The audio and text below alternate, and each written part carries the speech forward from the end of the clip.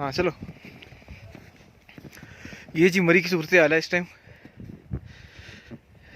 دیکھیے تقریباً 2 فٹ برف پڑ چکی ہے یہاں پہ.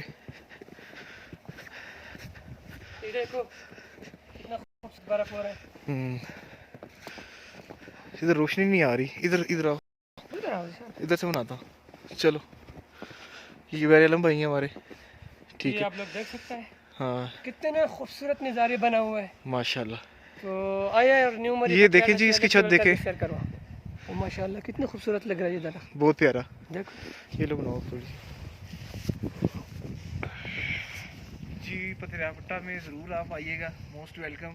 لیکن ان حالات میں آپ گاڑی سیفلی ڈرائیو کر کے آئیے گا, کیونکہ راستے جو ہے نا وہ بڑے ڈینجرس ہوتے ہیں, بڑی سلیپی ہوتی ہیں گاڑیاں ان راستوں پہ.